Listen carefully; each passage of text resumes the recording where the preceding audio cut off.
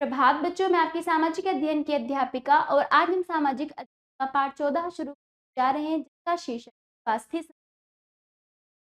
अध्याय 14 स्वास्थ्य। चलिए जानते हैं स्वास्थ्य संस्था का परिचय। चलिए शुरू करते हैं। वे संस्थाएं जो किसी देश में समुदाय के प्रत्येक मनुष्य की स्वास्थ्य संबंधी देखरेख करती हैं, स्वास्थ्य संस्थाएं कहलाती हैं। ठीक है, ये जो स्वास्थ्य संस्थाएं राजकीय सामाजिक हो सकती हैं, राजकीय या सामाजिक हो सकती हैं, ये पूर्णतः निःशुल्क या आंशिक निःशुल्क, यानी ये पूरी तरह से क्या होती है, निःशुल्क होती है, यानी कि आपको जो सेवा प्रदान करेगी उस प्रकार का अधिक धन नहीं लगेगा, ना के बराबर लगेगा।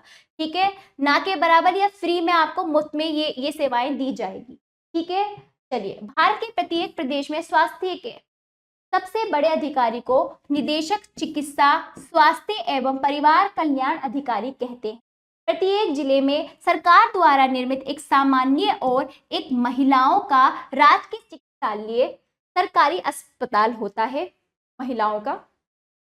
इन चिकित्सालयों में साधारण चिकित्सा और शल्य चिकित्सा सर्जरी की जाती है। इन दोनों का प्रशासक जिले का मुख्य चिकित्सा अधिकारी होता है। इन दोनों का जो इनको इस सारी व्यवस्था को जो चलाता है वो जिले का मुख्य चिकित्सा अधिकारी होता है। दोनों अस्पतालों में एक एक अधीक्षक होता है। तो बच्चों देखो, एक सामान्य अस्पताल होता है, एक महिलाओं का राजकीय चिकित्सालय। इन दोनों में व्यवस्था की जाती है किसके द्वारा? मुख्य चिकित्सा अधिकारी द्वारा। इन दोनों में एक एक अधीक्षक सुप्रिटेंडेंट होता है तथा गंभीर रोगों के लिए चिकित्सक विशेषज्ञ भी नियुक्त किए जाते हैं। जैसे अस्थि विशेषज्ञ के लिए त्वचा रोग विशेषज्ञ, नेत्र यानी आंख रोग विशेषज्ञ, हृदय रोग विशेषज्ञ के तरह स्पेशल डॉक्टर जो स्पेशलिस्ट, इन सभी अलग अलग समस्याओं पर अलग अलग चिकित्सक यानी अच्छे अच्छे डॉक्टर अलग अलग समस्याओं के यहाँ पर उपलब्ध होते हैं। ठीक है, अलग अलग सर्जन होते हैं। ठीक है, मुख्य चिकित्सा अधिकारी पूरे जिले में चिकित्सा स्वास्थ्य तथा परिवार कल्याण योजनाओं को लोगों के लिए लागू करता है। इन तीनों विभागों के लिए एक एक उप मुख्य चिकित्सा अधिकारी उसकी सहायता करते हैं। अब देखो स्वास्थ्य संस्थाओं के कार्य क्या क्या हैं। पर्यावरण की स्वच्छता और सफाई का ध्यान देना। ठीक है, दुर्घटनाओं के लिए प्राथमिक सहायता देना, छोटे परिवार के लाभ समझाना और नसबंदी करना, माताओं और शिशुओं के स्वास्थ्य की देखभाल, पोषण, टीके और चिकित्सा, रोगों से बचाव के लिए शिक्षा सूचना देना, रोगियों की चिकित्सा करना, रोगों से बचाव के लिए टीके लगाना। और अगला देखिए, बाजार में बिकने वाली खाने पीने की वस्तुओं में मिलावट की जांच करना। तो देखो बच्चों, ये चिकित्सा, ये जो इस प्रकार की आपको स्वास्थ्य संस्थाएं जो होती है ना, इनकी पूरी चेन बनी होती है। ठीक है, तो हर कोई अपने नीचे इस कार्य को करने के लिए हर एक व्यक्ति रखता है, जो इस कार्य को भली भांति अच्छा किया जाता है। घर घर में जाकर इन सभी सेवाओं की जानकारी दी जाती है और प्रदान की जाती है। सबसे पहले नगरों में स्वास्थ्य संस्थाएं किस प्रकार कार्य करती हैं। प्रत्येक जिले में एक सामान्य और एक महिलाओं का राजकीय चिकित्सालय होता है। महानगरों में महानगर पालिकाएं या नगर निगम, नगरों में नगर पालिकाएं और कस्बों में नोटिफाइड एरिया समितियां चिकित्सालय, परिवार नियोजन केंद्र आदि चलाती है। तो इस तरह की समितियां जो चिकित्सालय, परिवार नियोजन केंद्र, ये सभी समितियां सारी व्यवस्था इन जगहों में करती हैं। नगर पालिका, महानगर पालिका, महानगरों में सारी व्यवस्थाएं करती है। ये चिकित्सा, स्वास्थ्य, शिक्षा व संरक्षण, मातृ शिशु कल्याण और परिवार कल्याण की सुविधाएं प्रदान करती है। सबको, बच्चे और माँ के लिए क्या क्या चीजें सही हैं, कैसे उनकी रक्षा की जा सकती है, कैसे उनको रोग मुक्त किया जा सकता है, ये सारी शिक्षाएं ये चिकित्सा, स्वास्थ्य, शिक्षा, संरक्षण जाती है, इनके द्वारा सारी सेवाएं प्रदान की जाती। इसके अलावा अतिरिक्त अनेक नगरों में ESI एम्प्लॉय स्टेट इंश्योरेंस के चिकित्सालय भी होते हैं। वो ESI इस तरह के चिकित्सालय भी होते हैं। ये सरकारी कार्यालयों, कंपनियों आदि के कर्मचारी को चिकित्सा आदि की सुविधाएं प्रदान करते हैं। जो कर्मचारी है, सरकारी कर्मचारी, कंपनियों के जो अधिकारी, उन सबको यहाँ पर एम्प्लॉय स्टेट इंश्योरेंस में इनको यहाँ पर सेवाएं प्रदान होती है सरकारी कर्मचारियों के लिए। अनेक औषधालय और चिकित्सालय भी स्वयं सेवा संस्थाओं द्वारा चलाए जाते हैं। जो निःशुल्क या कम पैसा लेकर चिकित्सा करते हैं। इसके अतिरिक्त अलावा प्रत्येक नगर में बहुत से डॉक्टरों ने निजी क्लिनिक और नर्सिंग होम होते हैं। इनमें शुल्क लेकर साधारण चिकित्सा एवं शल्य चिकित्सा की सेवाएं प्रदान की जाती। इनमें शुल्क लिया जाता है और ये सारी सेवाएं प्रदान की, तो निजी होते, प्राइवेट होते, सरकारी होते, वो शुल्क निःशुल्क होते हैं, और जो निजी है उसमें शुल्क लिया जाता है। आगे देखिए, गांव में स्वास्थ्य संस्थाएं। प्रत्येक जिले को कई ब्लॉकों, सामुदायिक विकास खंडों में बांटा गया है। ठीक है, अलग अलग ब्लॉकों में बांटा गया है। प्रत्येक ब्लॉक में एक प्राथमिक स्वास्थ्य केंद्र और कुछ क्षेत्रीय उप प्राथमिक स्वास्थ्य केंद्र खोले जाते हैं। स्वास्थ्य केंद्र में डॉक्टर, कंपाउंडर, वार्ड बॉय, चौकीदार और सफाई जमादार होते हैं। प्राथमिक स्वास्थ्य केंद्र का मुख्य अधिकारी प्रभारी चिकित्सा अधिकारी कहलाता है। जो मुख्य अधिकारी है प्रभारी चिकित्सा अधिकारी कहलाता है। रोगों की रोकथाम करने, जनता में स्वास्थ्य और रोगों के प्रति जागरूकता फैलाने, संतुलित भोजन के विषय में जानकारी देने और साधारण चिकित्सा के लिए प्रत्येक गांव में ग्राम स्वास्थ्य कार्यकर्ता नियुक्त किए जाते हैं। ये पुरुष और महिला दोनों होते हैं, यानी कि ये जो अधिकारी होते, कार्यकर्ता होते, पुरुष भी हैं, महिला भी हैं। ठीक है, ये गांव के पुरुष और महिलाओं को छोटे परिवार से होने वाले लाभ भी समझाते हैं। स्वास्थ्य कार्यकर्ता गांव के लोगों को रहन सहन में स्वच्छता अपनाने के उपाय बताते हैं। वे जल को स्वच्छ करने की विधि तथा कूड़ा करकट व मल मूत्र को निवास क्षेत्र से हटाने की सुरक्षित विधियां भी बताते हैं। महिला स्वास्थ्य कार्यकर्ता रोगों से पीड़ित महिलाओं को उन्हें पहचान कर चिकित्सा के लिए स्वास्थ्य केंद्र भेजता है। वे कुपोषण रोगी बालकों व माताओं में कैल्शियम, आयरन, फॉलिक एसिड आदि की गोलियां देती हैं।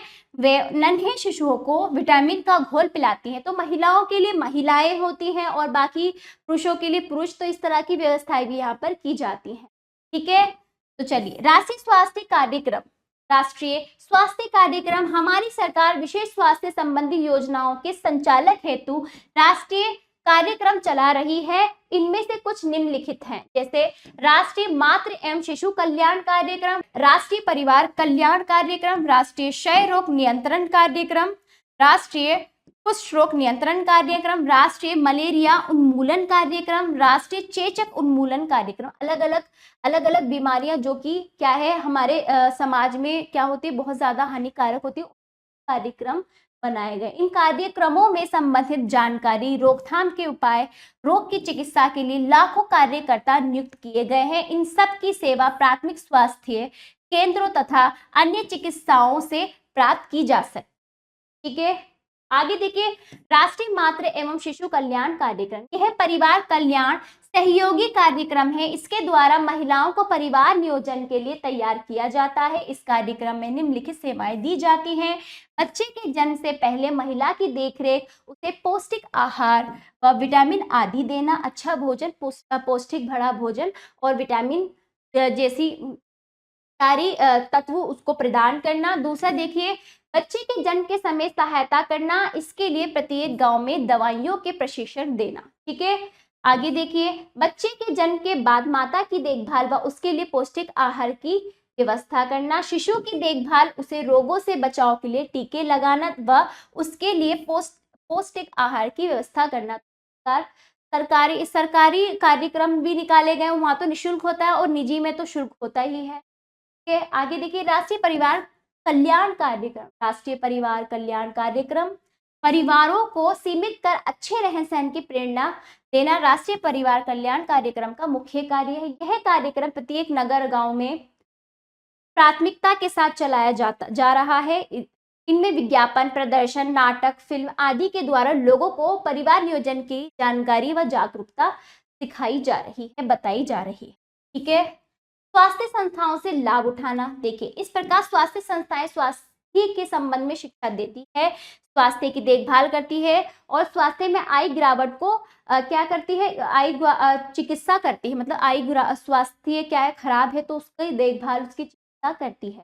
ठीक है, नागरिकों को स्वास्थ्य संस्थाओं से लाभ उठाना चाहिए, उन्हें स्वास्थ्य संस्थाओं में सहयोग भी देना चाहिए। ठीक है, और देखिए किस तरह से महिलाओं को बच्चे के जन्म से पहले, जन्म के समय तथा उसके बाद स्वास्थ्य संबंधी सहायता प्राप्त करनी चाहिए।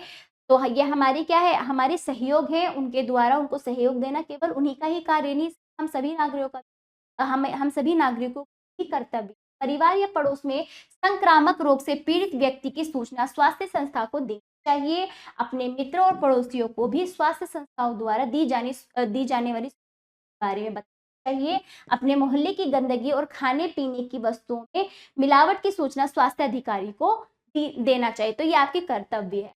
किसी भी प्रकार की इस तरह से समस्या कहीं भी हो, आपको स्वास्थ्य अधिकारी को इस बात की सूचना देनी चाहिए। बिंदु देख लिए।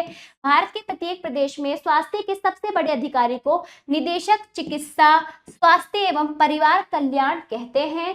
प्रत्येक जिले में एक सामान्य और एक महिला का राजकीय चिकित्सालय होता है, राजकीय अस्पताल होता है बड़े बड़े। प्रत्येक नगर में बहुत से डॉक्टरों के निजी क्लिनिक और नर्सिंग होम भी होते हैं। अभ्यास कार्य पाठ समाप्त। पहला देखिए, सही विकल्प पर सही का चिन्ह लगाइए। स्वास्थ्य संस्थाएं हो सकती, सामाजिक राजकीय दोनों हो सकती हैं। ख देखिए, रोगों की चिकित्सा करना किसका कार्य है? रोगों की चिकित्सा करना स्वास्थ्य केंद्रों का कार्य है। ग देखिए, प्राथमिक स्वास्थ्य केंद्र का मुख्य अधिकारी डैश कहलाता है, प्रभारी चिकित्सा अधिकारी।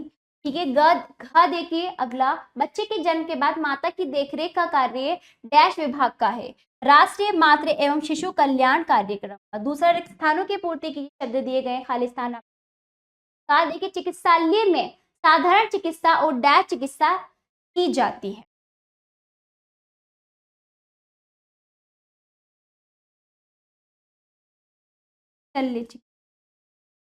रोगों से बचाव के लिए डैश लगवाने चाहिए। ठीक है। मोहल्ले की गंदगी की सूचना स्वास्थ्य डैश को देना चाहिए, अधिकारी को।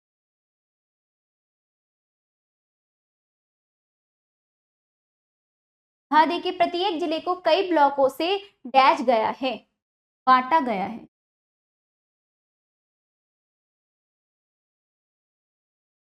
अगला देखिए, राजकीय चिकित्सालय में डैश निशुल्क होता है।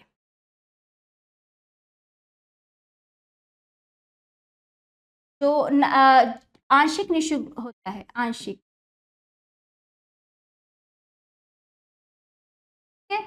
कम से कम पैसों में आपका इलाज किया जाता है। तीसरा, सही वाक्यों के सामने सही तथा गलत वाक्यों के साथ देखिए, प्रत्येक प्रत्येक जिले में एक प्राथमिक स्वास्थ्य केंद्र होता है, सही।